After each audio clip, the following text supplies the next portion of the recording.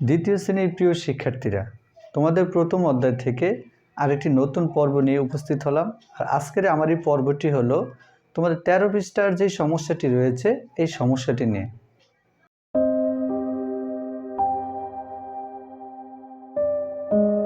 Hello viewers, তোমাদের গণিত বইয়ের প্রথম অধ্যায়ের 13 পৃষ্ঠার একটা সমস্যা ছিল।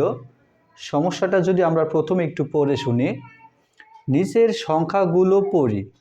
এখানে বক্সের ভিতরে কিছু সংখ্যা আছে, এই সংখ্যাগুলো পড়ি 101 থেকে 500 পর্যন্ত এবং 501 থেকে 1000 পর্যন্ত সংখ্যাগুলো আলাদাভাবে লিখি। প্রিয় শিক্ষার্থীরা, এখানে বিভিন্ন রকমের সংখ্যা আছে।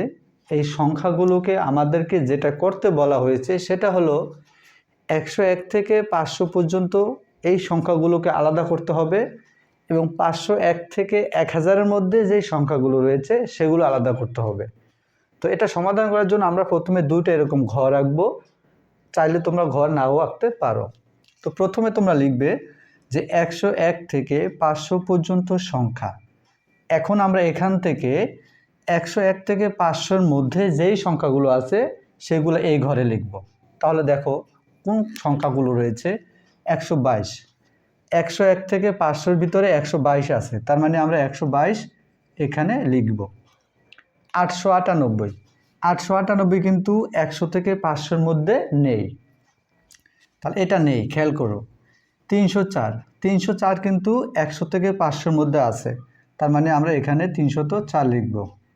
এরপর দেখো 505, এটা কিন্তু 101 থেকে 505-এর মধ্যে নেই, তার মানে এটা আমরা লিখব না। এরপর দেখো 712, এটা কিন্তু 101 থেকে 500-এর মধ্যে নেই, তাহলে এটাও লিখব না। 925, এটা 101 থেকে 500-এর মধ্যে নেই, এটাও লিখব না। 134, এটা 100 থেকে 500-এর ভিতরে আছে, তার মানে আমরা এখানে 134 লিখব। এরপর দেখো 998, এটা 100 থেকে 500-এর মধ্যে নেই, তার মানে আমরা এটা লিখব না। 1000, 1000 কিন্তু 101 থেকে 500-এর মধ্যে নেই, তাহলে আমরা এটাও লিখব না। 444, এটা 101 থেকে 500-এর মধ্যে আছে, তার মানে এখানে আমরা 444 লিখব। এরপর 382, এই 101 থেকে 500-এর ভিতরে 382 আছে, তার মানে আমরা এখানে লিখব 382, 382।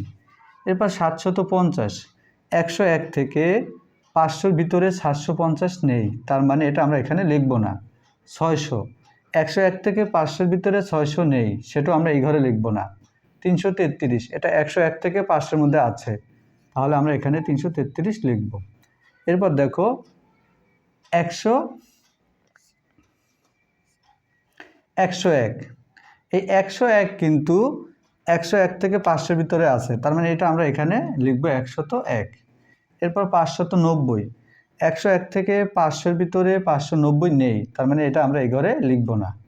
প্রিয় শিক্ষার্থীরা, খেয়াল করো, মোট কথা হলো 101 থেকে 500-এর মধ্যে যেই সংখ্যাগুলো রয়েছে, এখানে যে ভ্যারাইটিস সংখ্যা রয়েছে এগুলোর মধ্য থেকে 101 থেকে 500-এর মধ্যে যেই সংখ্যাগুলো রয়েছে সেটা তোমরা এই ঘরে লিখবে এবং 501 থেকে 1000 পর্যন্ত, মানে এখানে যেই সংখ্যাগুলো রয়েছে এগুলোর মধ্য থেকে 501 থেকে 1000 পর্যন্ত যেই সংখ্যাগুলো রয়েছে সেটা আমরা এই ঘরে লিখব।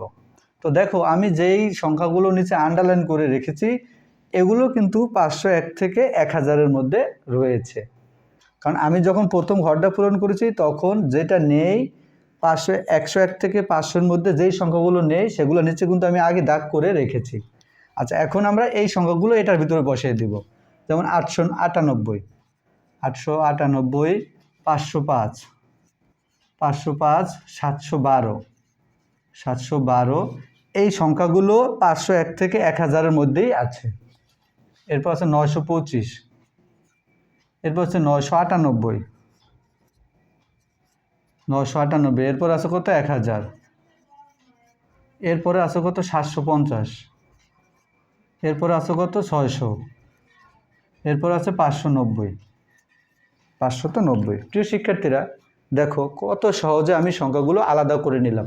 আশা করছি আজকের এই পর্বটি তোমরা খুব সুন্দরভাবে বুঝতে পেরেছো। আবারও তোমাদের সাথে দেখা হবে নতুন আরেকটা পর্ব নিয়ে। ধন্যবাদ সবাইকে।